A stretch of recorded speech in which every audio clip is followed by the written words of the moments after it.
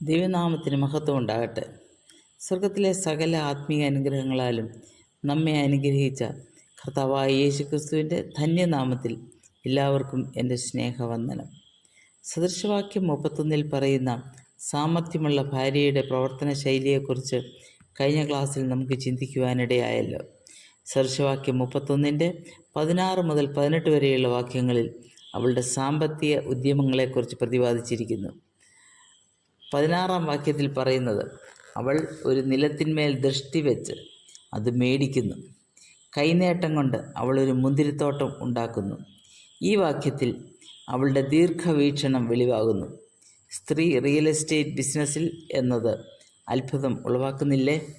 അവളുടെ ഓരോ സ്വഭാവവിശേഷങ്ങളും അത്ഭുതം ഉളവാക്കുന്നതാണ്. വരും ഭാഗങ്ങൾ പഠിച്ചാൽ അവൾ ഏർപ്പെടാത്ത മേഖലയിൽ ചുരുക്കമാണെന്ന് മനസ്സിലാക്കാം.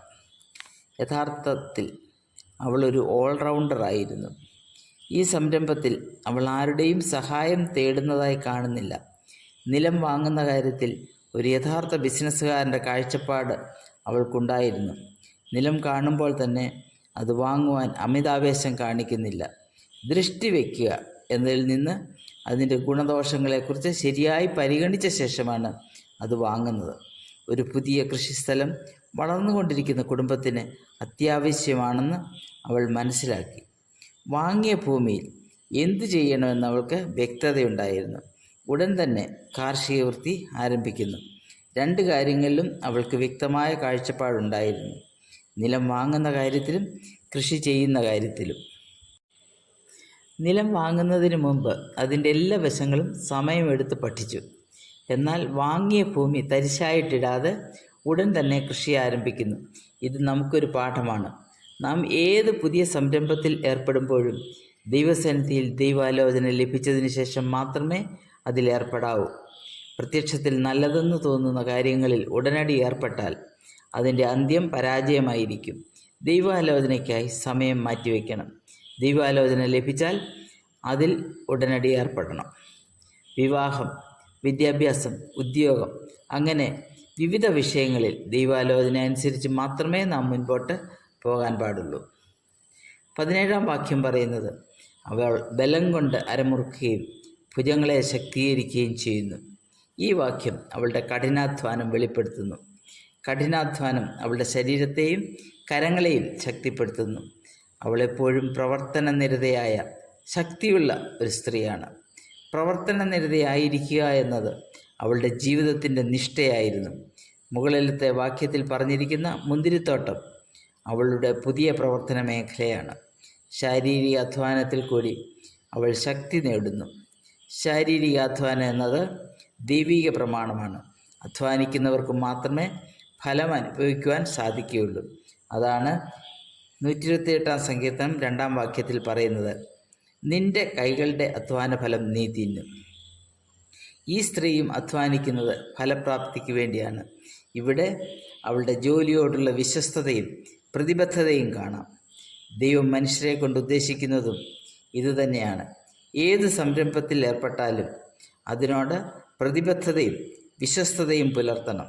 യിരെമ്യാവ് 5:3 ഇപ്രകാരം പറയുന്നു, യഹോവയെ നിന്റെ കണ്ണ് വിശ്വസ്തതയല്ലയോ നോക്കുന്നത്. കൊലോസ്യർ 3-ാം അധ്യായത്തിൽ നാം ചെയ്യുന്ന പ്രവൃത്തി എപ്രകാരമായിരിക്കണം എന്നതിൻ്റെ മാർഗരേഖ കാണുന്നുണ്ട്.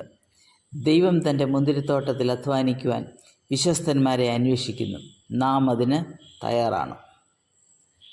18-ാം വാക്യത്തിൽ ഇപ്രകാരം വായിക്കുന്നു, തൻ്റെ വ്യാപാരം ആദായമുള്ളതെന്ന് അവൾ ഗ്രഹിക്കുന്നു.